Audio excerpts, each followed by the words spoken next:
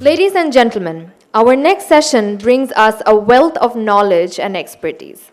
Please join me in welcoming Anup Kumar Saha, Executive Director of Akij Insav Group Food Commodity Division, to lead the Insight Talk, Redefining Food Marketing for Economic Efficiency.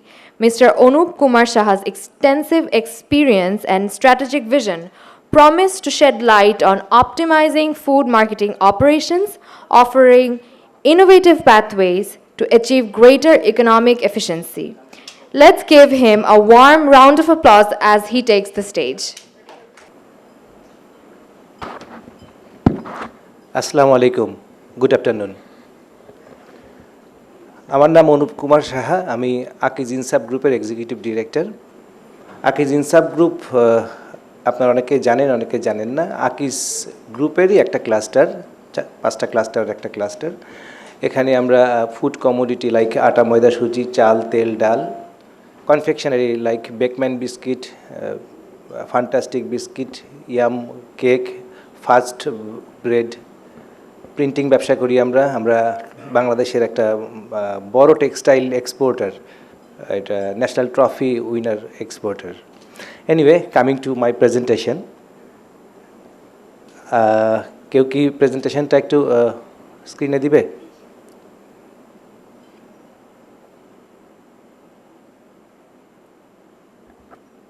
So redefining food marketing in economic efficiency অনেক বড় একটা বিষয়। এটা নিয়ে হয়তো 2-3 ঘন্টা সময় পেলে হয়তো একটু মন খুলে কথা বলতে পারতাম। তো এটা হলো সিনেমার ট্রেইলার দেখানোর মতো। আজকে হয়তো 20-25 মিনিট একটা কিছু কভার করতে হবে, কিন্তু ট্রেইলারে আমি কি কি রাখবো, কি কি রাখবো না, এটা জানার জন্য একটু আমার অডিয়েন্সদের একটু জানা দরকার যে এখানে যারা আছেন তারা আসলে আমার কাছ থেকে কী শুনতে চান। শেষ থেকে কেউ একটু বলবে? শেষের দিকে কেউ একজন যদি একটু বলেন। হ্যাঁ, আপনি শাড়ি পরা, আপনি যেখানে আছেন ওখান থেকে কাউকে একজন একটু ভলেন্টিয়ার করতে বলেন, কি শুনতে চান আসলে।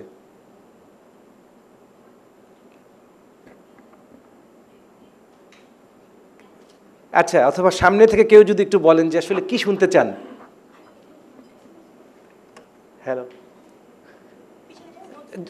জোরে করে বললেও হবে, গলা জোর আছে তো।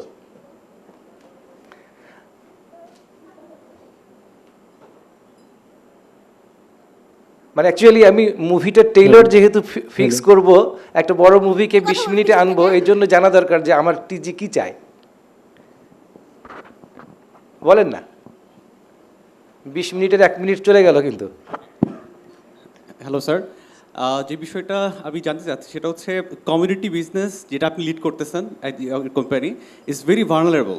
কারণ যে র মেটেরিয়ালসগুলো মোস্টলি এটা বাংলাদেশে প্রপারলি আমাদের হয় না, ইম্পোর্টেড, এবং ইম্পোর্টেড মার্কেটে ডলারের জন্য এটা অনেক বেশি ইম্প্যাক্ট পড়তেছে, যার কারণে এটা প্রাইস আমাদের এখানে বেড়ে যাচ্ছে। যেহেতু এটা প্রাইস বেড়ে যাচ্ছে, এইটা আবার অনেক ইন্ডাস্ট্রির জন্য raw materials, for example your Bakeman's or bakers. So এইটাতে আপনি ফর লং টাইম আছেন, এসিআইতে ছিলেন, সো এই বিজনেসটার আসলে প্রশ্নটা কমন পড়ছে, থ্যাংক ইউ। এটা কভার করা যাবে। আর মাঝখান থেকে কেউ? আমি অ্যাকচুয়ালি ফুড কমোডিটি ছাড়াও আকিজ ইনসাফ গ্রুপের কনফেকশনারি বিজনেসে ইনভলভ আছি, প্রিন্টিং বিজনেসে ইনভলভ আছি, কিন্তু আমার কোর কম্পিটেন্সি আসলে এই জায়গাটায়। আর কেউ যদি একটু কিছু বলেন, এখান থেকে কেউ একটু বলেন না একটু, নাকি কিছু শোনার ইচ্ছা নাই? আচ্ছা দাদা, আমি একটু বলতে চাই আসলে। আমি চাই যে যে চ্যালেঞ্জগুলো আসলে একটু আগে আমাদের মার্কেটিং প্র্যাকটিশনার বলে গেল, এবং যেই কোশ্চেনটা ঠিক পেছন দিক থেকে পপড হলো আর কি, আমার কোশ্চেনটা ঠিক এই লাইনে যে এইভাবে করে আপনি বলবেন যে redefine marketing, market operations of by marketer. সেখানে ধরেন হলো আমরা কিভাবে কম তেলে মুচমুচে ভাজা করবো এবং কাস্টমার খুশি হবে, মার্কেটার খুশি হবে, মালিক খুশি হবে, এইটার মেকানিজম যদি আজকে আপনার কাছে আসলে আমরা শুনতে চাই। আচ্ছা, ঠিক আছে, সামনে থেকে হাত উঠেছে, যদি বলেন। ইলিয়াস, আমি একটা মানে আপনি যা বলছেন এটা কিন্তু আপনি অনেক বুদ্ধিমান, এটা কিন্তু আপনার অনেক কিছু বের করতে হবে এটার জন্য। Thank you, sorry. হ্যাঁ, আমি একটু অ্যাড করতে চাচ্ছি। এটা শুনে নিব। শিওর। হ্যাঁ, আমি জানতে চাচ্ছি কিছু গেম চেঞ্জিং হ্যাক এই কিন্তু এটা তো সবার সামনে কি বলা ঠিক হবে? আমার এমপ্লয়ার তো মাইন্ড করবে যে কি ব্যাপারে বুদ্ধিটা আমাদেরকে না দিয়ে সবাইকে দিলেন কেন। না, এনিওয়ে, গেম চেঞ্জিং হ্যাক। আচ্ছা, দেখি, চেষ্টা করব। মানে কনভেনশনাল মার্কেটিং এর যুগে হ্যাঁ। What should be unconventional? আচ্ছা আচ্ছা, ঠিক আছে, চেষ্টা করব। ইকবাল ভাই কিছু একটা বলতে চাচ্ছিলেন। Rather based on your experience, just want to know few how we can actually entire value chain এর মধ্যে কোনো efficiency এনে কস্টটাকে অপটিমাইজ করা যায় কিনা। আচ্ছা, থ্যাংক ইউ। সবগুলি সাজেশন আমার জন্য ভালো। আমাকে কি একটা হ্যান্ড মাইক দেওয়া যায় নাকি? এটা অন করে দেন। আমার সাইড থেকে যে কোয়েশ্চেনটা সেটা হচ্ছে যে বেকম্যানে আমি দেখলাম খুব সুন্দর সুন্দর কিছু biscuits in the markets coming up is really aspiring for the consumers considering the pricing point how you are going to manage competitions and grow your share in the market. আচ্ছা, এটা যদি প্রেজেন্টেশনে কভার নাও করতে পারি, personally আপনাকে আমি বলে দিব, promise. আমরা প্রেজেন্টেশনে যাই। So redefining food marketing operations. একটু বলে রাখা ভালো যে আমি আজকে যা বলবো, যা দেখাবো, এই পুরোটাই কিন্তু আমার ব্যক্তিগত মতামত এবং আইডিয়া। এটার সাথে আমার এমপ্লয়ার বা ব্র্যান্ড প্র্যাকটিশনার্সের কোনো সম্পর্ক নাই। ঘটনার প্রয়োজনে হয়তো কোনো কোনো এক্সাম্পল নিয়ে আসবো, কিন্তু ট্রাস্ট মি, কারোর প্রতি কোনো বিদ্বেষ থেকে বা কাউকে ছোট করার জন্য আনা না, অথবা কারো কাছ থেকে সুবিধা নিয়ে তাকে প্রমোট করা আমার উদ্দেশ্য না। সো পুরো বিষয়টাই আমার নিতান্তই ব্যক্তিগত।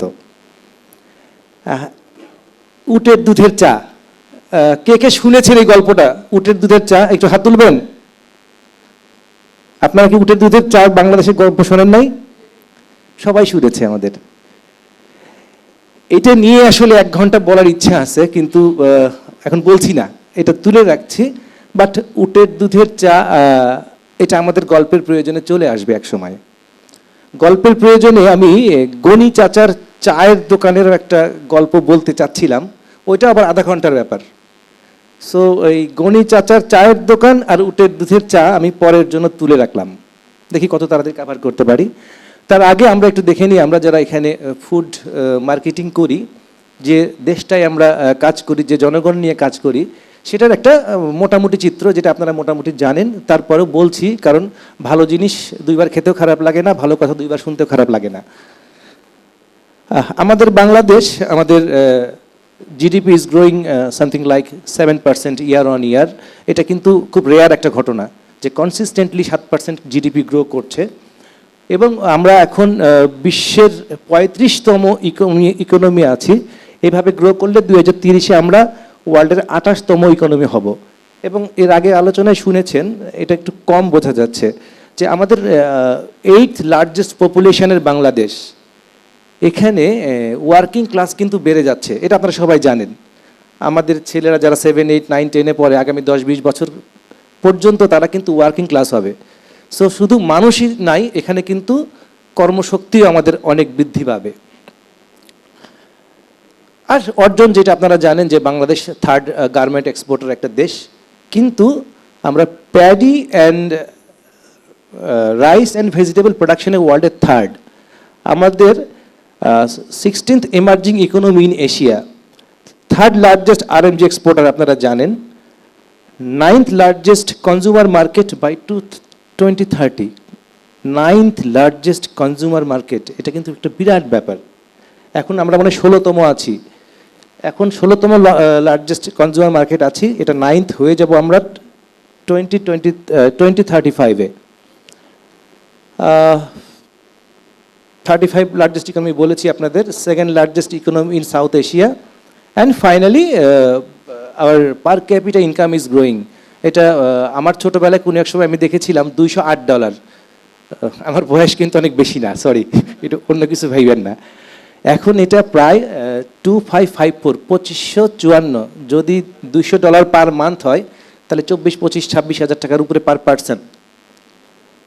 তো ইনকাম তো বাড়ছে। আমরা যারা ফুড কমোডিটি বিক্রি করি, তাদের পকেটে কতটুকু আসতেছে একটু দেখে নিই। আমরা যদি হাউস হোল্ড ইনকাম মানে একটা পার্সোনাল ইনকাম থেকে যদি একটা বাসার ইনকাম চিন্তা করি, এটা দেখেন এখন 2022-এর শেষ যেটা house hold income and expenditure survey হয়েছিল, এটাই বাংলাদেশের সবচেয়ে বড় সার্ভে, এরপরে সার্ভে হয়নি।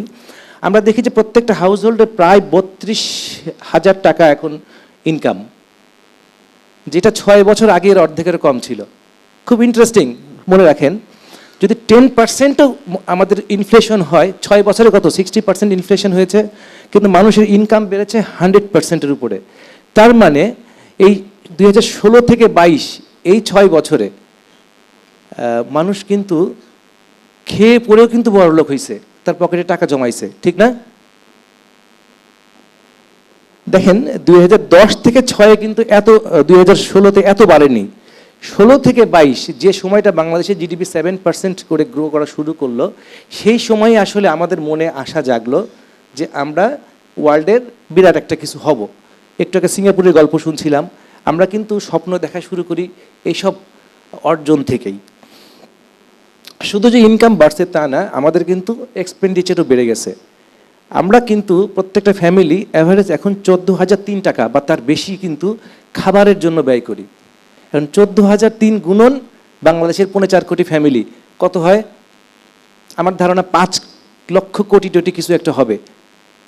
এত টাকা কিন্তু ফুড কমোডিটির মার্কেট, বুঝেন? আমরা এখানে যারা এই ইন্ডাস্ট্রির সাথে জড়িত আছি, আমাদের ফিউচারটা কত ভালো, এত বড় একটা মার্কেট। আমরা খাই আর খাই, যা রোজগার করি তার অর্ধেকের বেশি খাই, তাই তো?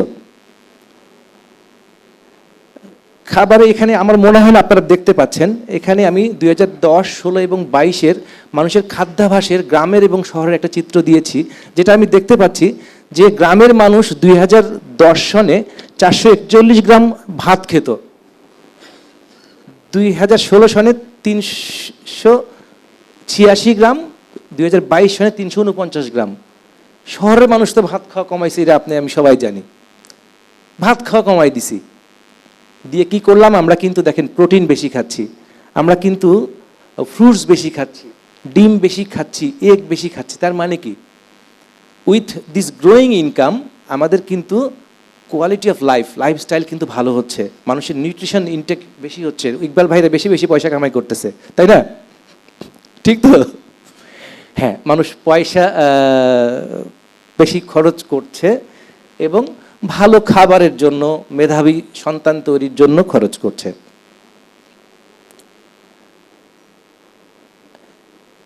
আরও একটা সুখের খবর আছে, এই যে আমরা যে খাই, যা খাবারের পিছনে যে খরচ করি, এর প্রায় 50% কিন্তু ধান, চাল, গম, সবজি আর প্রোটিন মানে মাছ, মাংস, ডিম, এই প্রোডাক্টগুলি কিন্তু সবই আমাদের দেশে তৈরি। খেয়াল করছেন? কোনো ইম্পোর্ট করতে হয় না, সব কিন্তু আল্লাহর কি অশেষ রহমত। দেখেন আমাদের সবচেয়ে বেশি লাগে তো চাল, এটা কিন্তু আমরা স্বয়ং সম্পূর্ণ, বেশি খাই, উৎপাদনও কিন্তু করি। শাক সবজি, হাঁস মুরগির ডিম, মাংস, মাছ, এটা কিন্তু আমাদের বিদেশ থেকে আনতে হয় না, এটা আমাদের সুখের কথা। অসুখের কথাটা শুরু হয় আসলে এরপর থেকে, যে একটু আগে যে আমি ক্রাইসিস শুনলাম, অসুখের খবরটা হলো মানুষের ইনকাম যেভাবে বাড়ছে, খাবারের পেছনে পয়সা খরচ করাটা সেরকম বাড়ছে না। 2016 এবং 22, 6 বছরের একটা পার্থক্য আমি যদি বলি, আগে গ্রামের মানুষ 100 টাকা ইনকাম করলে 60 টাকা খাইতো আর 40 টাকা নন ফুড অন্য কিছু খরচ করত। এখন সেটা কি করে, গ্রামের মানুষ 60 টাকা না 50 টাকা খাবারের জন্য খরচ করে আর 50 টাকা খরচ করে অন্য কিছুর জন্য। কারণ তার এখন মোবাইলের ডাটা কিনতে হয়, তার এখন ইন্টারনেটের বিল দিতে হয়, তার এখন কাপড়ের পিছনে খরচ করতে হয়, তার ছেলে মেয়ের লেখাপড়ার পেছনে খরচ করতে হয়। সো গ্রামের মানুষের এবং শহরের মানুষের কিন্তু অ্যালোকেশন ফর ফুড বাজেট এটা কমে যাচ্ছে। শহরে 2022 সনে যেটা দেখা যেত যে একজন মানুষ 45% খরচ করত খাবারের জন্য, এখন তারা 40% খরচ করে। মানে শহরের মানুষ এখন খাবারের চেয়ে নন ফুডে বেশি ইনভেস্ট করে। আপনারা কি স্লাইডটা দেখতে পাচ্ছেন? হয়তো রিডেবল না, আমি সরি, আমার কিছু করার নাই। মানুষ ফুডের চেয়ে নন ফুডে এখন বেশি খরচ করছে। তো এটা কিন্তু আমাদের ফুড মার্কেটিয়ারদের জন্য একটা চ্যালেঞ্জের কথা। যে আমরা তো চাই মানুষ যে ইনকাম করবে সব আমাদের পিছনে দিয়ে দিক, তাই তো? আর একটা বড় খারাপের বিষয় হলো ইনফ্লেশন কিন্তু এখন 13 বছরের মধ্যে হায়েস্ট। এটা গত নভেম্বর বলছি আমি সরি, কোনোভাবে আপনারা রাজনীতিক কোনো পট পরিবর্তনকে আমার প্রেজেন্টেশনের সাথে অ্যাড করবেন না, বিকজ এখানে দেখেন 3 বছরের একটা ট্রেন্ড আছে। সো সরকার কে আসলো কে গেল সেটা কিন্তু আজকের আলোচ্য বিষয় না, ওইটা নিয়ে আরেকদিন আলোচনা করা যাবে। আমি যেটা বলছিলাম যে এখন প্রায় নভেম্বরও 13.8% ফুড ইনফ্লেশন, নন ফুডের ইনফ্লেশনও কিন্তু হাই 11.38, ওভারঅল 9.39, ওভারঅল ইনফ্লেশন হলো 11.38। তো আমরা যারা অর্থনীতি পড়েছি আমরা জানি যে certain amount of inflation is very required for economic development. Inflation যদি না বাড়ে তাহলে তো মানুষ পৃথিবীতে ইনভেস্ট করবে না কেউ। আমি যদি বেশি ইল্ড না পাই আমি কেন ইনভেস্ট করব? মানুষের কাজ করার কোনো মূল্যই থাকবে না, ব্যাংক ইন্টারেস্ট থাকবে না, তখন তো ঝামেলা হয়ে যাবে। ইনফ্লেশন থাকতে হয়, ইনফ্লেশন ইজ ভেরি রিকোয়ার্ড। কিন্তু এর পরে স্লাইডটা একটু ঝামেলা আছে, দেখেন উপরে লাল ডটটা হলো ইনফ্লেশন। ইনফ্লেশন যেভাবে বেড়েছে আমাদের ইনকাম আসলে এইভাবে বাড়েনি। আসলে সমস্যাটা এখানেই, এই যে দ্রব্যমূল্য বেশি, খাবারের জন্য হাহাকার, এই সেই ফ্রাস্ট্রেশন, মার্কেট শেষ হয়ে গেল, আমরা অনেক কথা বলছি। এটা কিন্তু এই জন্যই যে ইনফ্লেশন মানে দ্রব্যমূল্য যেভাবে বেড়েছে আমার ইনকাম সেভাবে বাড়ে নাই। ইন এ সেন্স, রিয়েল সেন্সে আমার নেট ইনকাম কমে গেছে, অথবা ডিসপোজেবল ইনকাম যেটা সেটা কমে গেছে। আমি আগের চেয়ে গরিব হয়ে গেছি। With 10% salary raise I am poorer by 4%, because খাবারের দাম বেড়ে গেছে 14%। এই জন্যই কিন্তু সোসাইটিতে একটু হিউ অ্যান্ড ক্রাই আপনারা শুনতে পাচ্ছি। এখন যদি সবাই সিটি ব্যাংকের মতো অ্যাটলিস্ট 10,000 টাকা স্যালারি রেজ দিত তাহলে কিন্তু আমার মনে হয় সোসাইটিতে একটু এই ঝামেলা ছিল না। এখন কেন ফুডে ইনফ্লেশন বেশি আমার চেয়ে আপনারা ভালো জানেন, আপনারা কিন্তু অনেক মেধাবী আছেন এখানে, আমি দেখতেছি অনেকে অনেক মেধাবী। আমি আপনাদের বয়সে এত মেধাবী ছিলাম না। ডলারের দাম বাড়ছে, কিছু করার আছে। গত 26 মাসে ডলারের প্রাইস 40% বেড়ে গেছে, তার মানে ইয়ার অন ইয়ার 16%-এর বেশি। আমরা তো যে খাবারগুলি খাই, আমি হয়তো কোনো এক জায়গায় দেখাবো, আমরা কিন্তু অনেক কিছুই আমাদের ইম্পোর্ট করে আনতে হয়। আপনি জেনে অবাক হবেন যে বছরে আমরা প্রায় 53,000 কোটি টাকার তেল, খাদ্য তেল, সয়াবিন এবং পাম অয়েল ইম্পোর্ট করি, 53,000 কোটি টাকা। আমরা গম ইম্পোর্ট করি প্রায় 23,000 কোটি টাকা, চিনি ইম্পোর্ট করি প্রায় 20,000 কোটি টাকা। শখের ফল যেটা এত বাংলাদেশে হয় সেটাও 1,400 কোটি টাকার ইম্পোর্ট করি আমরা। আমাদের খাদ্যাভ্যাসের মধ্যে কিন্তু অনেক ইম্পোর্টেড জিনিস রয়ে গেছে, যার ফলে ডলারের দাম বাড়লে কিন্তু সাথে সাথে আমাদের ইম্প্যাক্ট হয়ে যাচ্ছে, এবং এটা ফুড ইনফ্লেশনে বড় একটা ইম্প্যাক্ট রাখছে। তারপরেও ধরেন ইউক্রেন ক্রাইসিস অ্যান্ড আদার্স, আমাদের এখানেও ম্যাল প্র্যাকটিস, আইনের শাসনের যখন একটু স্ট্রং কম হয় তখন মানুষের চান্স মেকিং যেটা, সুযোগ নেওয়া যেটা, সেটা বেশি থাকে। যার ফলে যাই হোক ঘটনা হইলো আগের চেয়ে আমরা গরিব হয়ে গেছি, এই তো নাকি নাকি আপনারা হন নাই, চুপ আছেন? মানে আমরা গরিব হই নাই, আমি শুধু একাই গরিব হয়েছি। হ্যাঁ, পার্সোনালি আমি গরিব হয়েছি বাই ফিউ পার্সেন্টেজ। হ্যাঁ, কারণ ইনকামের চেয়ে আসলে খাবারের দাম বেড়ে গেছে, এই তো। তো শুধু কি এইটাই শেষ? আমাদের দেশে ফরেন ডিরেক্ট ইনভেস্টমেন্ট যেটা, এটা কিন্তু কয়েক বছর ধরে কমতেছে। এটা কিন্তু কোনো পার্টিকুলার সরকার বা কারো দায় বলা যাবে না। এটা আমাদের দেশের অনেক কারণেই এটা কমে গেছে। তার মধ্যে একটা কারণ হলো ইথিক্যাল প্র্যাকটিস। বাংলাদেশের অনেক মাল্টিন্যাশনাল কোম্পানি বা জয়েন্ট ভেঞ্চার কোম্পানি তারা শেয়ার ছেড়ে দিয়ে চলে গেছে। এই স্লাইডগুলি দ্য বিজনেস স্ট্যান্ডার্ডের সৌজন্যে আমি সোর্স লেখার চেষ্টা করেছি। তো বাংলাদেশের ইথিক্যাল প্র্যাকটিসের কারণে অনেক মাল্টিন্যাশনাল চলে যাচ্ছে। আপনারা সম্ভবত জানেন যে আর একটা ওষুধ কোম্পানি মনে হয় বাংলাদেশ থেকে চলে যাওয়া বাকি আছে ইথিক্যাল প্র্যাকটিসের কারণে। তারা বলেই মানে ঘোষণা দিছে যে বাংলাদেশ এমন একটা দেশ যেখানে এই ওষুধ শিল্পে ইথিক্যাল প্র্যাকটিস নাই। কেন নাই আপনারা জানেন, কিন্তু মাল্টিন্যাশনাল কোম্পানি আসতেছে না, বাইরের কোম্পানি আসতেছে। তার মানে কি আমার দেশে ইন্ডাস্ট্রি হচ্ছে না, এমপ্লয়মেন্ট ক্রিয়েট হচ্ছে না, জিডিপির চাকা ঘোরা কিন্তু কমে যাচ্ছে। এরপরেও আপনি এই যেটা বলেছিলাম যে পাম, সয়াবিন, হুইট, সুগার আর ডাল, এই 4টা প্রোডাক্ট আমরা 1 লক্ষ কোটি টাকার উপরে ইম্পোর্ট করি। 1 লক্ষ কোটি টাকা। দেখেন জাতি হিসেবে আমরা কত বীর, দাম বাড়লে রাস্তায় নামতে দ্বিধাবোধ করি না। তেলের দাম 80 টাকা বাড়লো কেন? 800 টাকায় 80 টাকা বাড়ছে, রাস্তায় নেমে গেছি। আমি খালি চিন্তা করি যে এই লোকগুলির মাথার মধ্যে কি আছে। তুমি রাস্তায় নামার আগে বাড়ির বউরে বলো যে বিবি আগে তো দিনে 200 গ্রাম তেল ইউজ করতে, এখন 180 গ্রাম ইউজ করো, খুব কষ্ট হবে। 10% কনজামশন কমানো কি খুব কষ্ট হবে? না, আমরা কিন্তু এটা চিন্তা করি না। এটা বুঝতে হবে যে আমরা কিন্তু কনজিউমার হিসেবে কোনো কোনো জায়গায় ইরেশনাল আচরণ করি। তো ডলারের দাম বেড়ে গেলে হাহুতাশ করি, সেমিনারে গিয়ে তারপর রাত্রেবেলা টিভি টক শোতে একটু ফাটাই ফেলি, কিন্তু বাড়ির বুয়ারও বলি না যে বুয়া একটু তেল কম দেন, এটা আমার হার্টের জন্য ভালো আছে। আমাদের দেখেন কত কন্ট্রাডিকশন আছে। তো খারাপ খবরের মধ্যে এটা একটা খারাপ খবর যে আমাদের কনজিউমাররা রেশনাল আচরণ করে না। দাম বাড়লে শুধু চিল্লাচিল্লি করে, কনজামশন কমায় না। পেঁয়াজের দাম বাড়ছে শুনলে সবাই পেঁয়াজের বাজারে গিয়ে হুমড়ি খায়। যার 2 কেজি দরকার সে 5 কেজি কেনে, যার দরকার নাই সে বলে আমার জন্য 2 কেজি নিয়ে আইসেন। আবার একজন এনে বলে ভাই আপনি তো বাজার যান নাই, আমি গেছিলাম ভাবলাম আপনার লাগবে, আপনার জন্য 5 কেজি আনছি, কারণ 10 কেজি কিনলে একটু কম দাম পাইছে। এরকম একটা দেশে আমরা বাস করি।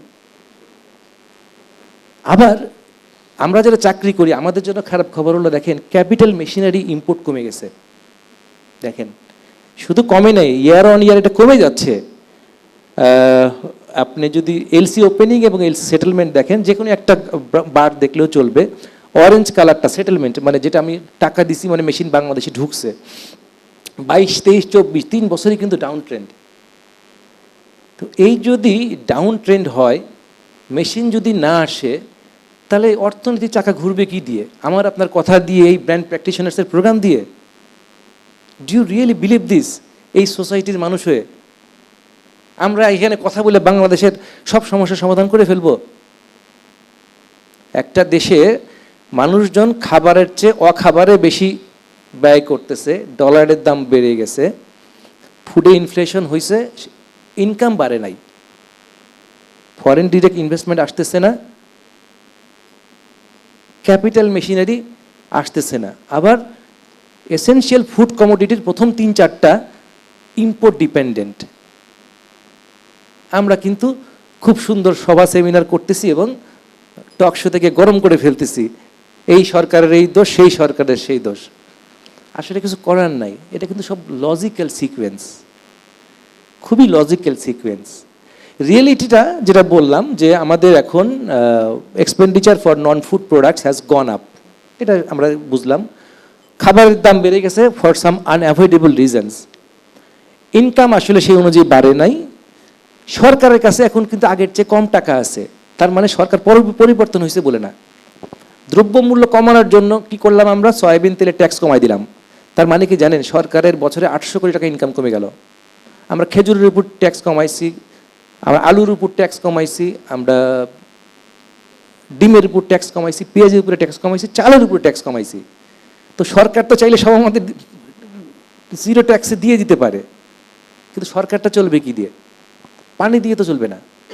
বলেন আপনার কি মনে হয় আগামী 1 বছর রাস্তাঘাট আগের মতো মেরামত হবে? আমি গ্যারান্টি দিয়ে বলতে পারি পারবে না, কারণ গভর্নমেন্টকে তাকে সরকারি কর্মচারীদের বেতন দিতে হবে। তারপরে না আপনার আমার রাস্তাঘাট, তারপরে না আমার আপনার অন্য স্বাদ আহ্লাদ, নাকি? সবাই যেই সরকারে থাকুক না কেন, আমাদের কিন্তু সরকারের আর আগের মতো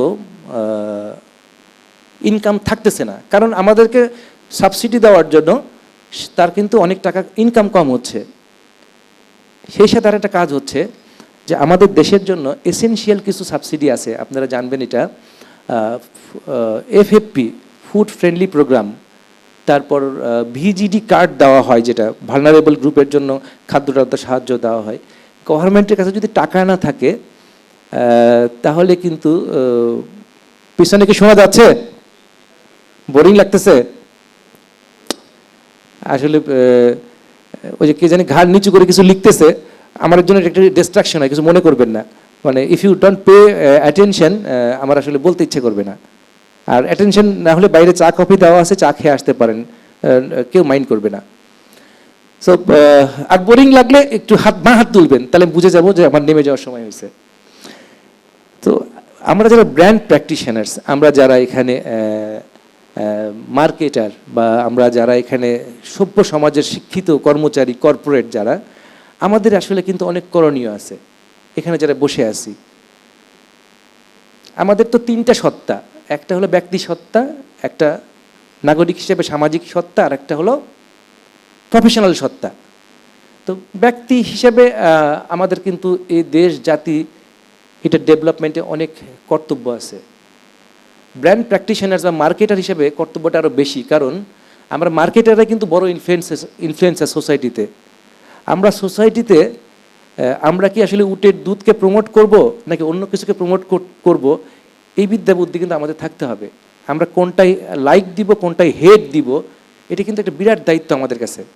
এটা মনে রাখবেন, আপনার আমার লাইকের কারণে কিন্তু অনেকে উৎসাহিত হয়। আমি আপনার যদি স্যাড রিয়াকশন দিই, অনেকে কিন্তু বুঝবে যে না, people are not liking this.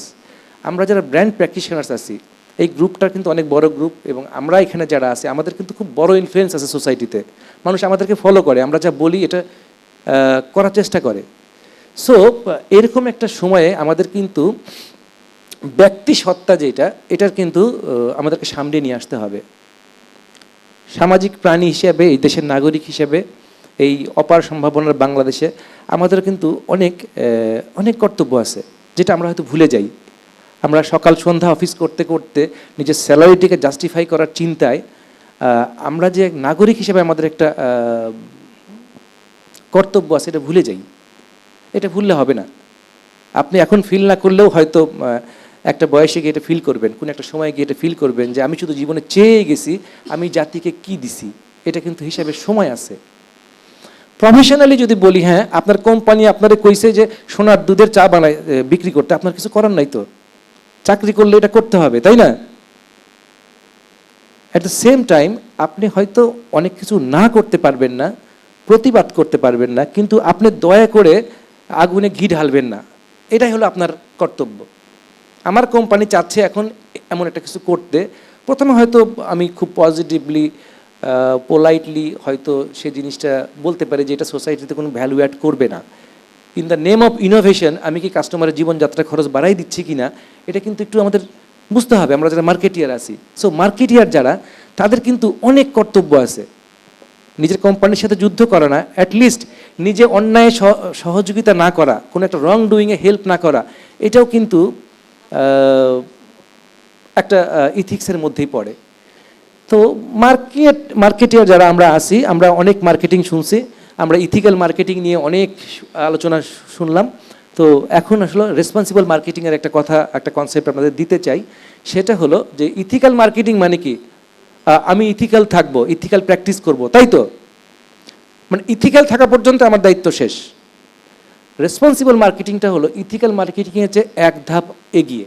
সেটা হলো, ইয়েস, আমি তো ইথিক্যাল থাকবোই, at the same time society need অনুযায়ী, রেসপন্সিবিলিটি অনুযায়ী, সোশ্যাল রেসপন্সিবিলিটি অনুযায়ী আমি অ্যাক্ট করার চেষ্টা করব, আমি কোনো কিছু ভ্যালু অ্যাড করার চেষ্টা করব।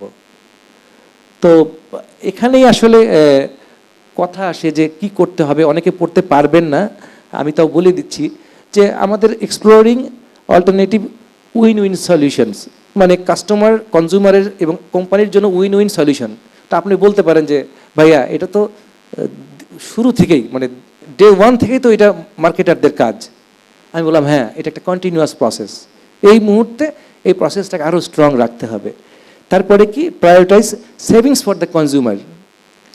আমি একটা ধরেন আজকে আইডিয়া বের করলাম যে আমি চাল বিক্রি করব সোনার বাক্সে করে ভাইরাল হব, সো অ্যান্ড সো, একটা এক্সাম্পল দিলাম আর কি।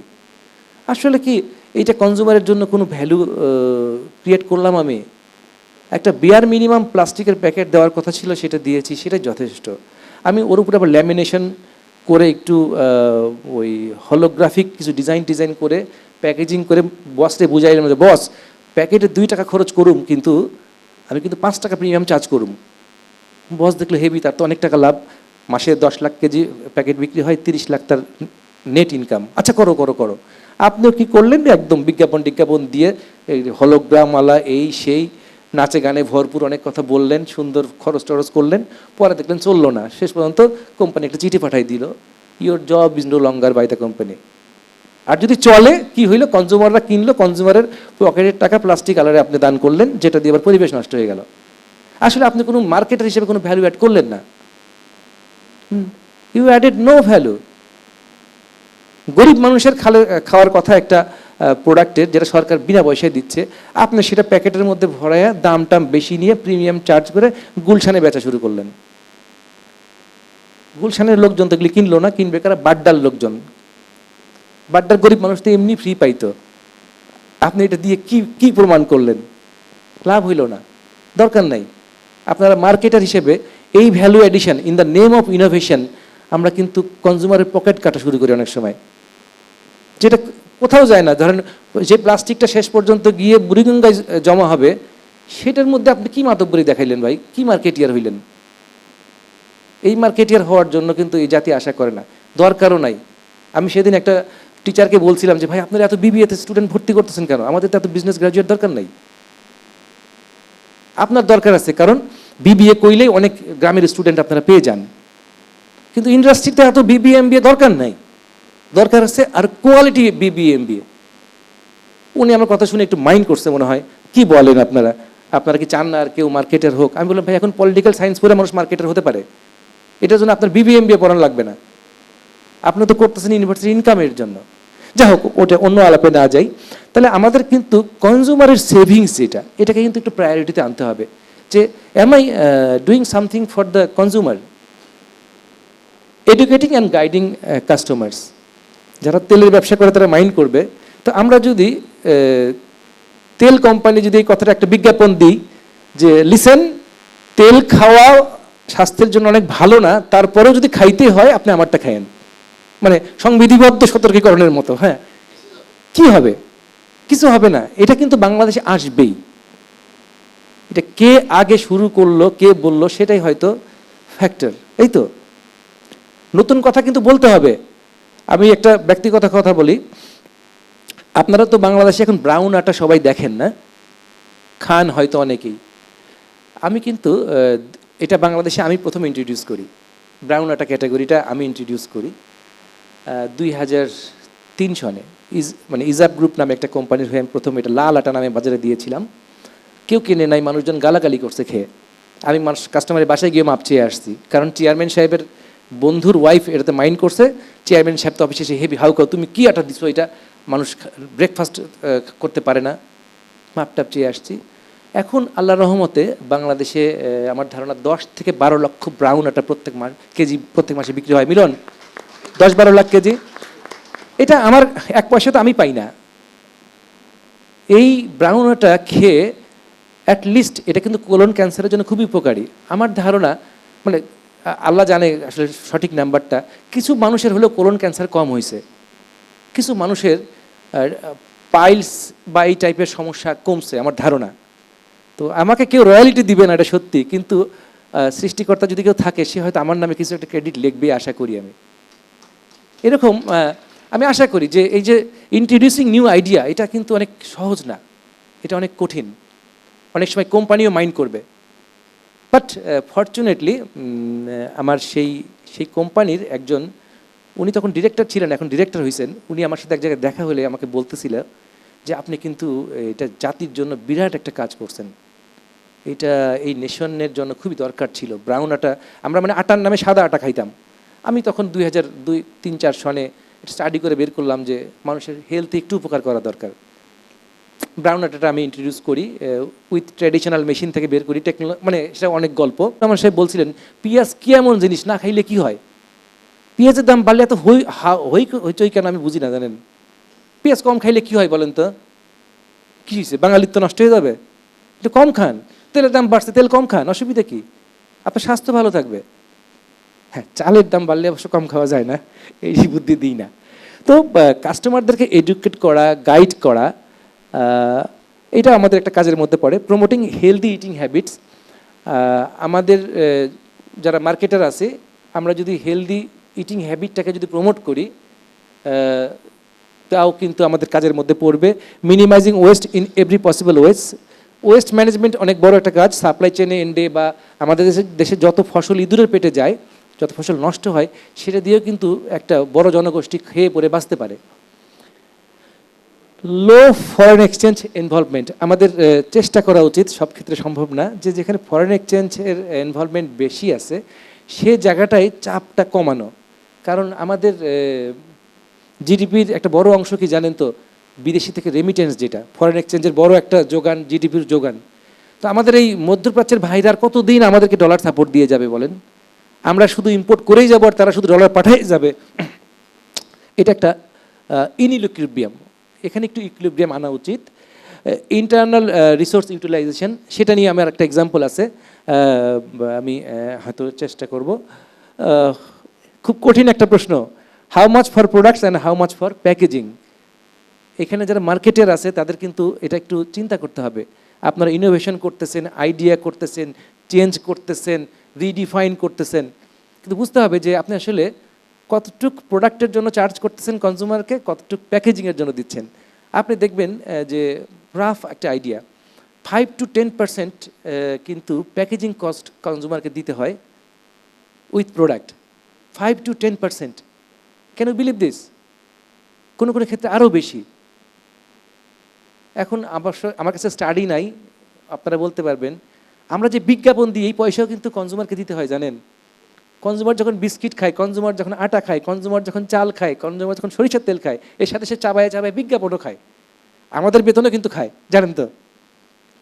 তো এটা কত কম হয়, কনজিউমারকে এই চাপটা কত কম দেওয়া যায়, এটা কিন্তু মার্কেটিয়ারদের একটা চেষ্টা থাকা উচিত।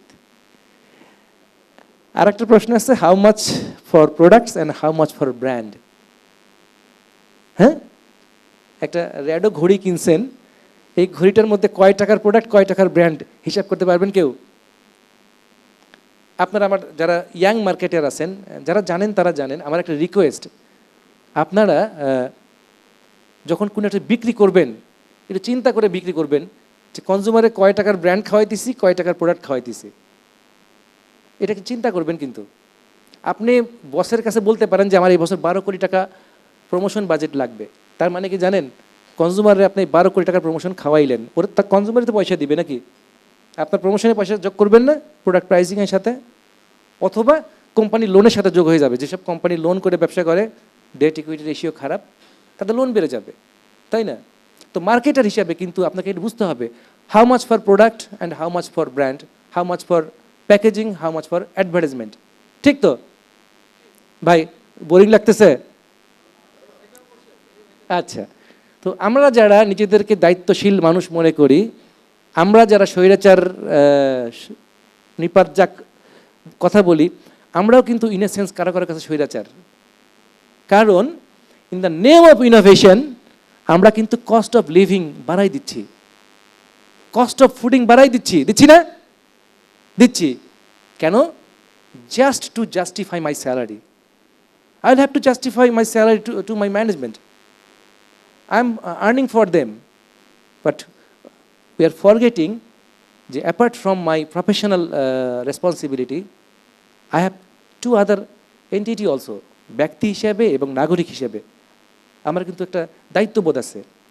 আমি মার্কেটারদের বলছি না কালকের থেকে অফিসে গিয়ে আন্দোলন শুরু করেন, না, অফকোর্স প্রফেশনাল কাজটা করবেন, যদি সম্ভব হয় এই কনসেপ্টটাকে একটু মাথায় রাখবেন যে এই গরিব একটা দেশ, এত কষ্ট করে দেশটা একটা লাইনে আসছে, যদি একটা সুশাসন প্রতিষ্ঠিত হয় তাহলে আমার কি কোনো কর্তব্য নাই? এইটা একটু কিন্তু আমাদের মার্কেটিয়ার যারা আছি তারা একটু চিন্তা করার দরকার আছে। ঠিক, এই ছবিটা তো আপনারা সবাই দেখছেন না? এটা হলো টিসিবির পণ্য কেনার জন্য ট্রাকের ভিড়। কি অদ্ভুত একটা বাংলাদেশ না? আমরা 400 টাকা দিয়ে উটের দুধের চা খাই, বুর্জ আল খলিফার সেই সোনার চা খাওয়ার জন্য প্ল্যান করি, আর আমার দেশের মানুষ, আমার মা, খালা, ভাবি, চাচা, অথবা আমার কলিগের মা, খালা, ভাবি, চাচা, অথবা আমার অফিসের পিয়নটা বা তার ওয়াইফ ছোট বাচ্চাটাকে বাসায় রেখে টিসিবির লাইনে দাঁড়ায় আছে 3 ঘন্টা ধরে 80 টাকা কমে একটা তেল কেনার জন্য। যে 80 টাকা কম আমরা মার্কেটিয়ার চাইলে তাকে এমনি দিতে পারতাম উইথ সেম প্রফিট। আমরা কিন্তু সেই দিকে মার্কেটিয়াররা কেউ কিন্তু চিন্তা করছি না। আমরা কি করছি, এই নাচে গানে ভরপুর বিজ্ঞাপন বানানোর চেষ্টা করি। আমার এই সপ্তাহের পোস্ট কি যাবে, কত ডলার বুস্ট করব, এঙ্গেজমেন্ট কত, শেয়ার কত, লাইক কত, ভিউ কত, পাগল হয়ে গেলাম। এই লাইক, শেয়ার, ভিউ, এই আলোচনায়, এই চিন্তায় একটা জাতি নষ্ট হয়ে যাচ্ছে, কিছু মনে করেন না। বিশ্বাস করেন, আপনাদের বুদ্ধি সব এখন গুগল কিনে নিছে। আপনারা যদি জিজ্ঞেস করি এখন যে ভাই একটা তেল বানামু, একটা ভালো ব্র্যান্ড নেম বলেন তো, এখানকার 60% ছেলে পেলে এখন গুগল করবে, কিছু মনে করেন না। আপনার বয়স আমার অনেক ছোট, কেউ আমার বয়স অনেক বেশি না, এটা বলতে চাই না, বলা হয়ে যায়। বাট 28 বছর কাজ করি তো আমি মনে করি যে আপনাদেরকে আমার এই কথাটা বলা দরকার। আমি না বললে কে বলবে? ইলিয়াসকে আসলে ধন্যবাদ দিয়ে শেষ করতে পারবো না। জানি না ইলিয়াসের অবজেক্টিভের সাথে এখানে একটু ঝামেলা হয়ে যাচ্ছে কিনা, ইলিয়াসকে সবাই বকা দেবে কিনা যে ভাই কাহিনী কি শোনাইতেছেন। কিন্তু আমি এটা বলতে পেরে খুশি যে as a citizen, as a professional, এই ফুড কমোডিটি ইন্ডাস্ট্রিতে আমার এই কথাগুলি বলা দরকার, আপনাদের শোনা দরকার, যে আপনারা অন্যের কাছে চাওয়ার আগে নিজের দায়িত্ববোধটা আগে কতটুকু করছেন একটু দেখেন। আমরা ইনোভেশন মনে করি, ইনোভেশন মানে তো আসলে প্লেন আবিষ্কার করা না। ইনোভেশন মানে তো হাত দিয়ে বা ক্যামেরা দিয়ে ওপেন হার্ট সার্জারি করে না সবসময়, বা প্লেন চালানো না তো, প্লেন বানানো না তো, একটা জিনিসকে অন্যভাবে করাই তো। তো টিসিবির পণ্য আমাদের কেনার জন্য অনেক ভিড়, তার মানে একটু কম দাম পাইলে মানুষের সুবিধা হইতো না? আবার এটা দেখার পরে আবার সন্ধ্যাবেলা এসে আমরা চা খাইতে যাই, উটের দুধের চা, তাই তো? আবার যখন পেপার খুলি তখন দেখি যে টোটাল প্লাস্টিক ওয়েস্টের প্রায় 12% আসে হলো কনজিউমার গুডস থেকে। শুধুমাত্র ঢাকা শহরেই ডেইলি 646 টন প্লাস্টিক বের হয়। এটাও কিন্তু আমরা যারা মার্কেটার আমাদের দিয়ে কিন্তু হচ্ছে না? You will be surprise to know যে আমরা এখানে যারা আসি বা ঢাকা শহরে যারা বাস করি প্রত্যেকেই প্রতি মাসে প্রায় 600 টাকার প্লাস্টিক নষ্ট করি। জানেন আপনারা এটা? আমরা জানি কেউ কিভাবে? এটা 2020 সনের সার্ভেতে বলা হচ্ছিল যে 2020 সনের সার্ভেতে বলা হচ্ছিল যে আমরা ঢাকা শহরে প্রত্যেক মানুষ প্রায় 22 কেজি প্লাস্টিক কনজিউম করি। 22 কেজি মানে কি? ক্লোজ টু 2 কেজি নাকি? প্রত্যেক মাসে 2 কেজি প্লাস্টিকের দাম প্রায় 600 টাকা, 650 টাকা। আপনি চিন্তা করেন নাই কিন্তু যে 600 টাকার প্লাস্টিক অ্যাভারেজ যে বস্তিতে থাকে তার ভাগে 600 টাকা পড়ে গেছে, কিন্তু আমরা ওয়েস্ট করি। কি একটা অদ্ভুত ব্যাপার! একটা দেশের মানুষ লাইন ধরে তেল ডাল কেনার জন্য বসে আছে, একটা সেই দেশে মানুষ উটের দুধের চা খাচ্ছে, সে দেশে আবার আমাদের মতো মার্কেটিয়ার বা আমাদের মতো কনজিউমাররা প্রত্যেক মাসে 600 টাকার প্লাস্টিক নষ্ট করি, মানে দিনে 20 টাকা তো আমরা ভিক্ষাও দিই না, কিন্তু প্লাস্টিকে নষ্ট করি ভদ্রলোকে দেখাইতে গিয়ে। তার মানে কি আমি ভদ্রলোক হতে বলবো না? আমি কি এই প্রোডাক্টগুলি খেতে বলবো না? অবশ্যই বলবো। আমরা যারা মার্কেটিয়ার আছি আমাদের মাথায় রাখতে হবে যে নোয়িংলি আমরা এই সমস্যাটা তৈরি করছি। ঠিক, আমাদের অনেক ক্রেডিট থাকতে পারে, আর এটা কিন্তু ডিসক্রেডিটের খাতায় লিখতে হবে। ঠিক তো দেখেন যতগুলি সমস্যা, দ্রব্যমূল্য বাড়ছে 10%, 15%, মানুষজন প্রোডাক্ট চাচ্ছে, প্লাস্টিক দিয়ে নষ্ট করতেছি, প্যাকেজিংয়ে আমরা ইনোভেশনে পয়সা নষ্ট করতেছি। আসলে এটার একটা সলিউশন হইতে পারে কিনা? আপা যেটা বলছিলেন যে এরকম একটা নতুন কিছু বলা যায় কিনা। হ্যাঁ, আমার কাছে একটা মনে হয়েছে, এটা একটা জিনিস, ভেন্ডিং মেশিন দেখছেন আপনারা? আচ্ছা বলেন তো যে যদি চাল, তেল, এই দুইটা প্রোডাক্ট ভেন্ডিং মেশিনে বিক্রি করা যাইতো তাহলে কেমন হইতো?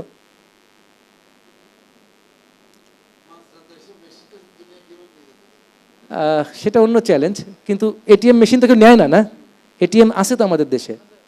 ধরেন মিরপুর বাজারের পাশে গভর্নমেন্ট সিটি কর্পোরেশন গিয়ে 2টা বাড়ি কিনে নিল, 10 কাঠা জমি কিনে নিল, কত 10 কোটি টাকা লাগবে, জায়গা করে দিল, এখানে জাফর ভাই আছেন, এই মিলনরা আছে, 5টা-7টা কোম্পানিকে বললো আপনারা গিয়ে ভেন্ডিং মেশিন করেন, চাল রাখতে পারবেন, কিন্তু কন্ডিশন হলো যে ন্যায্য দামে চাল দিবেন এবং কাছের পাইপ থাকবে ভেন্ডিং মেশিনে, কোয়ালিটি মানুষ দেখতে পারবে। কেমন হবে আইডিয়াটা? যদি এমন হয় যে একটা 5-15 লিটারের যে তেলের গাড়ি আছে, গাড়ির চারদিকে ভেন্ডিং মেশিন থাকবে, কন্ডিশন হলো যে আমরা বোতল দিব না, আপনি বাসা থেকে বোতল আনতে হবে, না আমার এখানে তেল কিনবেন, অ্যাটলিস্ট 5-10% আপনি ডিসকাউন্ট পাবেন। ডিসকাউন্ট কোনটা দিব? আমি পকেট থেকে দিব না, আমি বোতলের দামটা দিব তাকে। এরপরে ডিস্ট্রিবিউটরের, হোলসেলারের এবং রিটেলারের যে প্রফিট মার্জিনটা আমি তাকে ছেড়ে দিব। এটা তো কঠিন কিছু না, না? কঠিন কি জানেন? আমাদের প্রথমে এটা বিশ্বাস করা, আমাদের নীতি নির্ধারক যারা, তারা আগে এই জিনিসটা বিশ্বাস করা যে এই জিনিসটা এইভাবে সম্ভব। আমি এটা খুব আশাবাদী মানুষ, কেন জানেন? আশরাফ বিন তাজ থাকলে ভালো হতো। আশরাফ ভাই একটা কথা বলছিল যে, অনুপ আপনি যে প্রফেশনালদের জন্য কত বড় একটা উপকার করে গেলেন পৃথিবীতে, আপনি মরার পরে কেউ এটা জানবেও না। আমি বললাম, কি আশরাফ ভাই? বলছে, আগে তো কমোডিটি ব্যবসাটা ছিল হলো মালিকের ব্যবসা। ফজলুর রহমান স্যার, কালাম স্যার, টিকের কালাম স্যার, কামাল স্যার, এটা ওনাদের নিজেরা ব্যবসা করতেন, নিজেরা মালিক, ওনারাই বেচতো, ওনারাই কিনতো, ওনারাই জানতো, কারণ ওনারা জানে যে এটা অবিশ্বাসের ব্যাপার আছে, টাকা পয়সা চুরি টুরি হইতে পারে, কী দামে বেচবে, কী দামে কিনবে, আগে এটা মালিকরা করতো। তো 2006 সনে মনে হয়, না 2004 সনে কোন একটা বোকা কোম্পানি আমার মতো একটা কামলারের দায়িত্ব দিছিল এই কাজ করার, কমোডিটি কেনা এবং বেচা, মানে ওভার ফোনে কেনা বেচা। এটা কিন্তু কোনোদিন আগে কর্মচারীরা করতো না। আপনারা যারা এখানে আছেন 2003-4 সনের আগের কথা চিন্তা করে দেখেন। তো আমি প্রথম 2001-2 সনে একটা কোম্পানিতে কাজটা করছি, তারপরে একটা প্রফেশনাল কোম্পানিতে এসে এই কাজটা সে কোম্পানি যে করে হোক, দয়া করে হোক আমাকে দায়িত্বটা দিছিল। তখন অনেকে বলছিল ভেসে চলে যাবে। আমরা তখন গম ইম্পোর্ট করতাম না, কিন্তু একটা ফ্লাওয়ার মিল করছিলাম বাংলাদেশের সবচেয়ে বড়। আমি যখন রাইস মিল করি একটা কর্পোরেটের জন্য, তখন বলছে দূর ভেসে চলে যাবে, ভরে গিয়ে ধান কিনতে হয়। আমি অনুপ সাহা চালের পার্টিরে, চালের আড়তদারকে কিন্তু ওয়ার্ক অর্ডার দেওয়া শিখাইছি। আজকে বাংলাদেশে এটাই চলতেছে। এখন বাংলাদেশে কমোডিটি ইন্ডাস্ট্রিটা কিন্তু মালিক চালায় না, এখন প্রফেশনালরাই চালায়।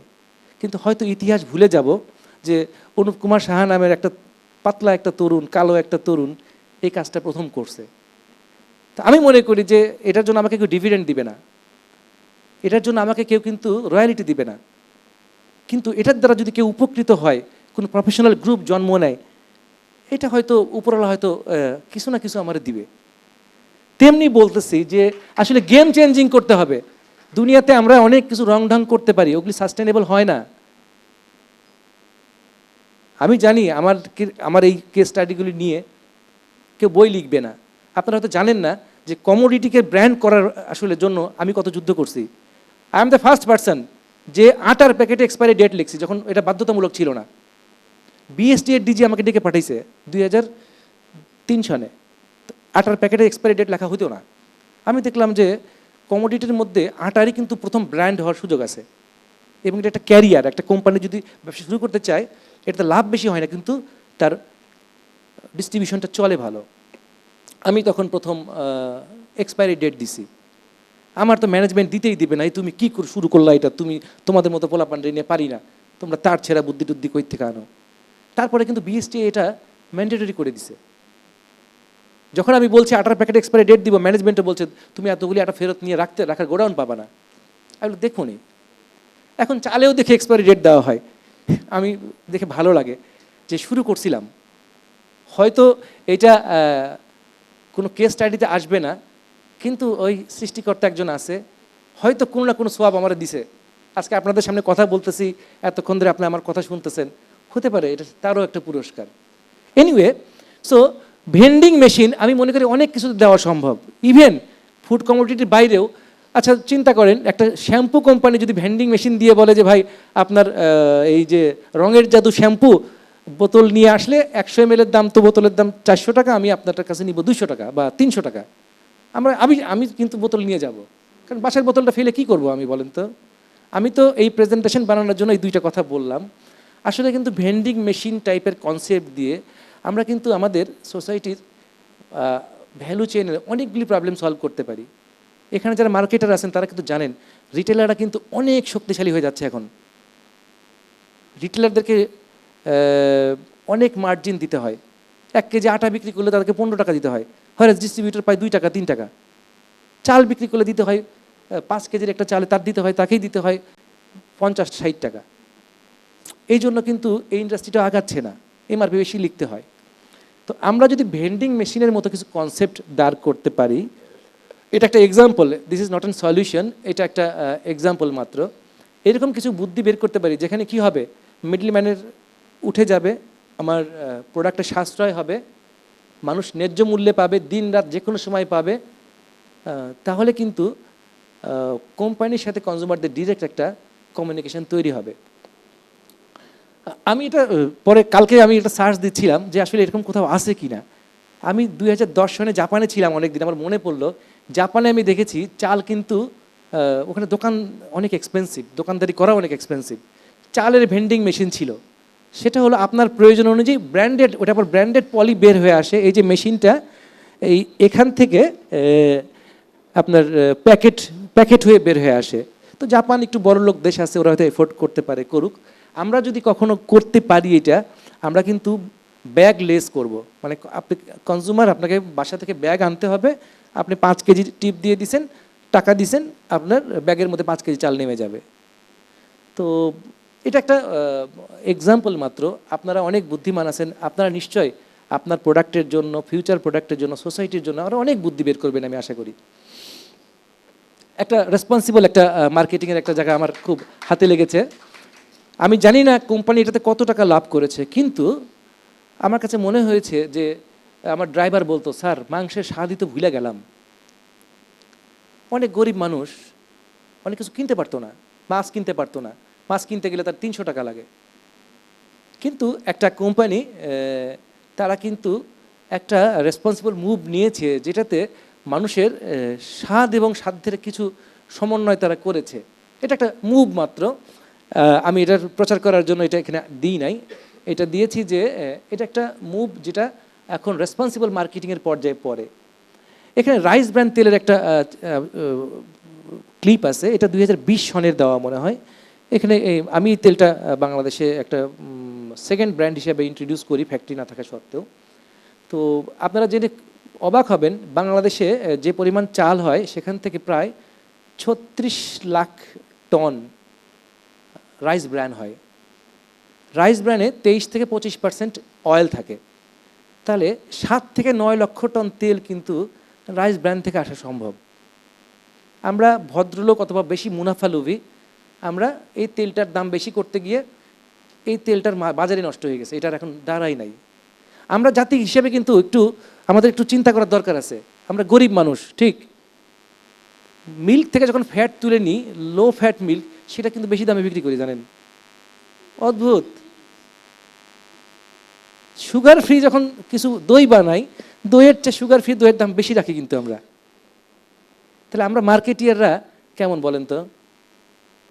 আমাদের যে মানুষ গালি দেয়, কোনো কোনো সময় সঠিক কারণে দেয়। আমরা in the name of innovation কাস্টমারের নিডটা বুঝতে পেরে আমরা কিন্তু অনেক সময় কাস্টমারকে এক্সপ্লয়েট করি। আমি সরি, যদি কারো মানে কনসেপ্টের এগেনস্টে যায় আমাকে মাফ করে দিবেন, কিন্তু আমার জায়গা থেকে এটা বলা দরকার। আপনার ভালো বুদ্ধি বের করেন, একটা ভেন্ডিং মেশিন বের করেন। আপনারা যদি একটু মাথা ঠোকেন, আরও 5টা নতুন ভালো বুদ্ধি পাবেন, আই এম শিওর। ওই জায়গায় যাইতে হবে। এখন একটা কোম্পানি সে 200 গ্রাম মাংস বিক্রি করা শুরু করছে, এখন সবাই ওইটাই করতেছে, ভালো, আরও বেশি মানুষ উপকৃত হচ্ছে। বাট আই উড এক্সপেক্ট যে ওই কোম্পানিগুলি নতুন আরেকটা এরকম বুদ্ধি করবে, যেটার দ্বারা আরও একটা গ্রেটার একটা সোসাইটি বেনিফিটেড হবে। তো রাইস ব্র্যান তেল আমরা বছরে প্রায় 24-30 লক্ষ টন তেল ইম্পোর্ট করি, যার মূল্য 53,000 কোটি টাকা। লিসেন, ফরেন কারেন্সির ক্রাঞ্চ আছে, দ্রব্যমূল্য বেড়ে যাচ্ছে, ডলারের দাম বাড়ছে, অথচ এই রাইস ব্র্যান অয়েল আমরা এক্সপোর্ট করি এবং পোলট্রিতে ইউজ করি। ইন্ডিয়ানরা এখান থেকে নিয়ে গিয়ে ওরা আবার জাপানে এক্সপোর্ট করে। আমরা হয়তো জাপানে এক্সপোর্ট করলে বেশি পয়সা পাইতাম, অথবা যদি নিজেরাও খাইতাম, তাহলে হয়তো সয়াবিন তেল বা পাম অয়েল একটু কম ইম্পোর্ট করা লাগতো। তো এটার জন্য অবশ্য আমি আপনার কিছু করার চেয়েও এটা নীতি নির্ধারক মহলে মনে একটু কাজ করার দরকার আছে, যে রাইস ব্র্যান্ডের দামটা যদি বেঁধে দেওয়া হয় তাহলে কিন্তু এটা বাংলা এবং এক্সপোর্ট নিষেধ, তাহলে অনেক ফরেন কারেন্সি বাঁচবে। তো রাইস ব্র্যান্ড টাইপের কিছু প্রোডাক্ট যেটা আমার ইন্টারনালি দেশে হয় সেগুলি একটু প্রমোট করলে ভালো হয়। আমরা যারা মার্কেটিয়ার আছি, যদি সুযোগ হয় আপনারা বাংলাদেশের মানুষরে ওই কি লাল রঙের কি ফল জানিয়ে আছে বিদেশ থেকে আমদানি করে, কি ফল আছে অনেক দামি দামি ফল, তো ড্রাগন ছাড়াও আছে, সবুজ রঙের একটা ফল আছে না, আর একটা অ্যাভাকাড, খুব নামটাও বলতে ভালো লাগে, একটু মডার্ন লাগে। আমরা না স্বাদ কি অনেক ভালো না, ভাবটা অনেক ভালো। হ্যাঁ, আমরা কিন্তু মার্কেটিয়ার এটা খেয়ে পোস্ট দিই ফিলিং হ্যাপি, তাই না? আমাদের যেহেতু পিআর গ্রুপটা বড়, সবাই এটা লাইকও দেয়, লাইক পাইলে কিন্তু আরেকটা পোস্ট দেওয়ার জন্য উৎসাহী হয়ে যাই। আরে ব্যাককেল, in the name of feeling happy তুই তো জাতিটাকে ধ্বংস করতেছিস। বাজারে গিয়ে আমরা কিনা দেখ কত স্বাদ। সরি, আমি এই ভাষাই বললাম। আমরা কেন দেশি ফল প্রমোট করছি? কেউ করি না, ওটা গরিব মানুষের খাবার। আমরা বড় লোক হইতে গিয়ে দেশটারে কিন্তু ক্রাইসিসের মধ্যে ফেলে দিচ্ছি এবং এখানে এসে ক্রাইসিসের সলিউশন খুঁজতেছি, মানে ঘরে আগুন লাগিয়ে গিয়ে বাইরে গিয়ে পানি ঢালতেছি। আমরা মার্কেটিয়ার যারা, আমরা আশা করি যে আমরা আমাদের এই দায়িত্বটা পালন করব। শেষের দিকে চলে আসছি, রমজান ইকোনমি, রমজান আসতেছে, আমরা নিশ্চয়ই এখন ক্রিয়েটিভ বানানো শুরু করছি না? রমজানে কে কতটুকু ফোরকাস্ট দিয়ে দিছি, সাপ্লাই চেনকে কে কতটুকু প্রোডাক্ট আসবে, প্যাকেজিং কি হবে, নতুন কি দিব, কি বিজ্ঞাপন দিব, দিছি না? কাস্টমারের কষ্ট লাঘব করার জন্য কে কি করছি বলতে পারবেন? আমরা অনেক ভালো কথা বলি আর মনে মনে দোয়া করি যে আল্লাহ আর কারো শিপমেন্টটা যেন এই ফেব্রুয়ারির মধ্যে না আসে, ছোলার শিপমেন্ট যেন না আসে। হ্যাঁ, আমারটাই শুধু থাকবে। বস শুনলাম এই সাপ্লাই আটকায় গেছে, বের করতে পারে নাই, আমাকে 10 টাকা বাড়াই দিব, দিতেই পারেন। আবার ওই আপনিই কিন্তু আবার টিএসসিতে গিয়া হেভি জ্বালাময়ী বক্তৃতা দিবেন কিন্তু না হইলেও ফেসবুকে পোস্টও দিতে পারেন। যারা সাহস পান না রাস্তায় নামতে, তারা কিন্তু ফেসবুকে নামতে পারেন, হেভি পোস্ট দিতেছেন, এই সেই এই। আপনি মার্কেটিয়ার, আপনার কর্তব্যটা কোথায় ভাই? আমি ইলিয়াস কিন্তু অনেক অ্যালাইন্ড এসবের সাথে। আমি ইলিয়াসকে বলছিলাম, ইলিয়াস এগুলি বললে মানুষ শুনবে না, আমার বলার দরকার নাই। ইলিয়াস বলছে দাদা আপনি আসেন একটু বলেন। তো আমাদের যেহেতু এত বড় একটা ফোরাম, 2.5 লাখ এখন এঙ্গেজমেন্ট আমাদের, লাইক না, আমরা কিছু কিছু ভালো কথা বলা শুরু করব, যেটা আমার কোম্পানির সরাসরি বিপক্ষে যাবে না বা আমার বন্ধুদের বিপক্ষে যাবে না, কিন্তু একটু একটু ভালো কাজ করার চেষ্টা করব। মনে করতে হবে এটা আমাদের দেশপ্রেমের কাজ। এই রমজান আসতেছে, রমজানে কয়েকটা প্রোডাক্টের ডিমান্ড প্রায় 3-3.5 গুণ বেড়ে যাবে। তো আমাদের কিন্তু অ্যাওয়ারনেসও একটু কাজ করতে হবে। তো একটা প্রোডাক্টের দাম বাড়ে, আসলে আমি এটার সাথে অনেক দ্বিমত করি। আমি বলি যে একটা প্রোডাক্টের দাম কনজিউমাররা বাড়ায়। একটা প্রোডাক্টের দাম কি? একটা শার্টের দাম কি যে দামে কনজিউমার কেনে? নাকি ঈদের আগে একটা শার্ট 2000 টাকায় বিক্রি হয়, ঈদের পরে 3 মাস পরে ওইটাই কিন্তু 800 টাকায় সেলে বিক্রি হয়। তাহলে শার্টের দাম কত, 2000 না 800? দুইটাই। কনজিউমার যখন যেটা যে দামে কিনছে সেটা হলো এর প্রোডাক্টের দাম। পেঁয়াজের দাম 200 টাকা, এটাতে আপনার তো টেনশনের কি আছে ভাই? পেঁয়াজ কম খান না। তেলের দাম 8 টাকা বাড়ছে, এখন ইন্টারন্যাশনাল মার্কেটের দাম বাড়ছে, আমাদের বাণিজ্য উপদেষ্টা কি করবে? কিছু করার নাই। আপনি প্রত্যেক দিন 200 ml তেল খেতেন, এখন 5% কমে 190 ml খান না। তেলের বোতলের মুখাটা একটু চাপা করে দেন, তাহলেই তো হয়। বুয়ারে একটু বেশি করবেন, বুয়া তো তেল দিছেন কেন? আপনার হাউ খাউ করা লাগে না। আমরা এই রমজান ইকোনমিকে চিন্তা করেও দেখবেন যে দেশে আরও একটা ক্রাইসিস শুরু হবে। তো আমি যেখান থেকে বলছিলাম যে আমাদের একটা অপার সম্ভাবনার বাংলাদেশ, আমরা এগিয়ে যাচ্ছি, কিন্তু ফর দ্য টাইম বিং আমাদের এখানে ফুড ইনফ্লেশন 14%-এর মতো বেশি হয়ে গেছে, ফরেন ডিরেক্ট ইনভেস্টমেন্ট আসতেছে না, আমাদের ক্যাপিটাল মেশিনারি ইম্পোর্ট 3 বছর ধরে কম। নানা কারণে আমরা একটু ওই বাংলায় বলে চিপার মধ্যে আছি, একটু ঝামেলায় আছি। তো এখন being consumer, being marketer, being responsible citizen of the soil, আপনার কি কোনো কর্তব্য নাই? আছে, অনেক কর্তব্য আছে। আমি যতটুকু বলতে পারছি বললাম, বাকিটা আপনারা চিন্তা করেন। আপনারা অনেক বুদ্ধিমান আমি বিশ্বাস করি। তো আমার কথা প্রায় শেষ। ইলিয়াস আমাকে এখনো কেন জানি থামতে বললো না, আমি বুঝলাম না।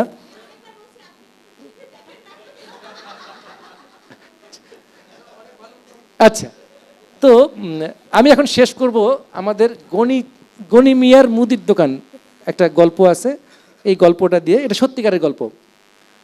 আমার বাড়ি একটা জায়গায়, জায়গার নাম বলছি না। তো ওইখানে আমাদের গ্রামে একটা মুদির দোকান ছিল, গনি মিয়ার মুদির দোকান। ওই দোকানে চাল, তেল, ডাল, পান বিক্রি হইতো। তো গনি চাচা সারাদিন বেচা কেনা করতো। সন্ধ্যাবেলায় আমার আব্বা টাব্বারা অনেক মানুষ গিয়ে ওখানে আড্ডা মারতো, বিবিসির 7:30 খবর শুনতো। তো ওইটা ছিল ওই গ্রামের একটা মিলন মেলা। তো গনি চাচা যখন সন্ধ্যাবেলা সবাই যায়, বলে, এই গনি, তোমার দোকানে টুথপেস্ট নাই কেন? কেন আনি না তো, কাইনো তো, কালকে আমার একটা লাগবো। তো গনি চাচা পরের দিন যখন চাল কিনতে গেছে, 6টা বা 3টা টুথপেস্ট আনছে। তারপরে যে দিন এসে কইছে, গনি, তোমার দোকানে মেয়েদের টিপ নাই? কয়, না না, আমি চালের দোকানে টিপ বেসুম কেন? কয়, তুমি তো শহরে যাও, তুমি গেলে কিন্তু আমার মেয়ের জন্য কয়টা টিপ লই হতো। তো গনি মেয়ে চিন্তা করছে, টিপ যখন লাগবেই, সে একটা জায়গায় 3-4টা টিপ নিয়ে আসছে। এই করতে করতে সে এটা একটা মুদির দোকান থেকে এক্সটেন্ডেড মুদির দোকান হয়ে গেল। ওটা যেহেতু ওই গ্রামের কেন্দ্রস্থল, ওখানে যে রিক্সা স্ট্যান্ডটা হয়ে গেল, ওইটা হলো গনি মিয়ার রিক্সা স্ট্যান্ড হয়ে গেল। ওই রাস্তাটা, গ্রাম তো আস্তে আস্তে উন্নতি হচ্ছে, রাস্তা পাকা হচ্ছে, দোকান হচ্ছে, ইলেকট্রিসিটি আসছে। তো এটা হলো গনি মিয়া লেন হয়ে গেল। তো গনি মিয়া চাচা খুব সুখী মানুষ, সে দোকানটা একটু বড় হয়েছে, এখন কিছু হার্ডওয়্যার সামগ্রী রাখে, কিছু ওই ফেয়ার অ্যান্ড লাভলি রাখে, দোকান টোকান চলে। সন্ধ্যাবেলা খবর টবর শুনে 9টার সময় বাসায় আসে, টিভিতে নাটক দেখে খেয়ে দিয়ে ঘুমায়, বউ বাচ্চা নিয়ে। সকালবেলা আবার ঘুম থেকে উঠে যায়। ছেলেকে লেখাপড়া শিখাইছে, সে ঢাকা শহরের কোনো একটা নামী বিশ্ববিদ্যালয়ে ভর্তি হয়েছে। গনি মিয়া চাচার সুখের জীবন। ছেলে বিশ্ববিদ্যালয়ে লেখাপড়া করছে কিসে জানেন? মার্কেটিংয়ে। তুমুল মেধাবী, সে আবার স্কলারশিপও পাইছে। তো ছেলে লেখাপড়া শিখে এখন কী করবে? চাকরি খোঁজে, পায় না। 16,000 টাকা বেতন। গনি মিয়া কয়, আরে কি কও, তোমার আমি এত টাকা দিয়ে লেখাপড়া শিখাইলাম, 16,000 টাকা চাকরি করবা? আসো আসো, বাসায় আসো। ছেলে কয়, আমি এই লেখাপড়া করে গ্রামে যাবো, কিন্তু চাকরিও তো পায় না। শেষ পর্যন্ত বাপের সাথে মায়ের দিয়ে রাজি করাইলো, আমি ব্যবসায় যাইতে পারি, কিন্তু ব্যবসা হইতে হবে আমার মতো। এখন বাপের একটাই পোলা, মরে গেলে সব তারই। তো বাপ রাজি হয় না, বলে, আচ্ছা তাহলে কী করতে হবে? বলছে, না না না, এইসব মানধাত্তার আমলে দোকানদারি এগুলি এখন চলে না বাবা, এখন এটা মডার্নাইজেশন লাগবে। তো বাপ কইলো, মডার্নাইজেশন মানে কি? তো গুগলটা খুলে দেখাইলো যে এখন দোকান কেমন হয়। বাপ কইলো, করতে পারি, এত টাকা কি আমার আছে? কাছে আব্বা আছে। তারপর ছেলে আস্তে আস্তে বাবার ব্যবসায় আধুনিকতা আনতে গিয়ে, পরিবর্তন, চেঞ্জ মেকার হইতে গিয়ে, নিজের আইডেন্টিটি তৈরি করার জন্য একটা জেনারেল স্টোর করলো, গনিস। গনি লেখা একটা অ্যাপোস্ট্রফি এস দিছে, মডার্ন, গনিস। কি এক বিপদ, গনি চাচা রাজি হয় না, কিন্তু পোলা তো একটাই নাকি, গনিস সে রাজি হইল, কিন্তু কেউ আর গনিস কয় না, ওই গনি মিয়ার চায়ের দোকানই কয়, বুঝছেন? তো গনি চাচা খুব খুশি। তার ছেলে চিন্তা করলো, এটা একটা এখন বুস্ট করতে হবে। একটা ফেসবুক পেজ করলো, গনিস। সে অনেক বুস্ট করলো, লাইক শেয়ার দেখে অনেক পাওয়া যায় সেটাতে। কারণ কি, ওখানে ভাইরাল কিছু এলিমেন্ট, সে জানে কি দিলে মানুষ লাইক শেয়ার দিবে, দিল। গনি মিয়া চাচা এখন ছেলে এসি লাগাবে, এসি লাগানোর পয়সা নাই। ছেলেকে, আব্বা তুমি চিন্তা করো না, এসিমি ব্যাংকিং ট্যাঙ্কিং অনেক আছে, ওটা কোনো ব্যাপার না, আমার বড় ভাই আছে, আমি আনতাছি। 10 লাখ লোন নিছে। দোকান বড় করতে গিয়ে বলে, এটা ক্যাফে দিতে হবে, আমার চায়ের দোকান, এটা লজ্জা লাগে বাবা। আগে গ্রামের মানুষ 5 টাকায় চা খাইতো, সে এখন পেপার কাপ টাপ দিয়ে টিয়া 20 টাকায় চা বেচানো শুরু করছে। মর্যাদা, এখন তো আগের লোক যারা আসে তারা দোকানে আসে না, গরিব মানুষ ঢোকার সাহসই পায় না। কিছু ব্যাচেলার টাইপের মানুষ যারা উটের দুধের মতো চা খাওয়ার জন্য এখানে আসে, এসে যেটা হলো যে এক সময় গনি মিয়া তার আর আগের গনি মিয়া থাকলো না। গনি মিয়ার ছেলের দোকান আধুনিক হয়ে গেল, কিন্তু সেই দোকানে কাস্টমার আসে না। ওই যে কিছু লোন নিছে, লোনের টাকা শোধ করতে পারে না। ওয়ান ফাইন মর্নিং গনি মিয়া আমার কাছে একটা চিঠি পাঠালো যে বাবা তুমি যদি পারো আমার ছেলে একটু বুঝাইও, একদিন পারলে গ্রামে আইসো। তারপরে গনি মিয়া অসুস্থ হয়ে গেল, তার ছেলের ব্যবসা ভালো চলে না, ব্যাংকের লোন আস্তে আস্তে বাড়তে থাকলো। গনি মিয়ার যে সুখের সংসার ছিল সে সংসার সুখের থাকলো না, তারা রাত্রে ঘুম হয় না, তার প্রেশার ডায়াবেটিকের কারণে সে অসুস্থ হয়ে গেল। গনি মিয়া এখন হাসপাতালে, আর তার ছেলে ইনোভেশনের স্বপ্ন নিয়ে এখন সে জেনারেল স্টোরে বসে আছে, মশা কামড়াচ্ছে, কয়েল কেনার পয়সাও নাই, দোকানটা আছে। বুঝলেন? আমরা কেউ যেন এই গনি মিয়ার ছেলে হইতে গিয়ে গনি মিয়ারে অসুস্থ না বানাই ফেলি। আমার কোম্পানি কেউ না, কাউকেই না। Dear marketers, thanks for your patience hearing. Ilias এবং ব্র্যান্ড প্র্যাকটিশনার্সকে অসংখ্য ধন্যবাদ যারা এতক্ষণ ধরে শুনলেন। আমরা মার্কেটার হিসাবে আমরা রিডিফাইন কি করব, আসলে এটা মনে হয় আমার আর নতুন করে বলার দরকার নাই। আমরা মার্কেটার, আমাদের যে দায়িত্ব কর্তব্য আছে এই দায়িত্ব কর্তব্যটা পালন করি। এই কোম্পানিগুলিও ভালো থাকবে, এই দেশ জাতি ভালো থাকবে। আপনার সবাই ভালো থাকবেন। আসসালামু আলাইকুম।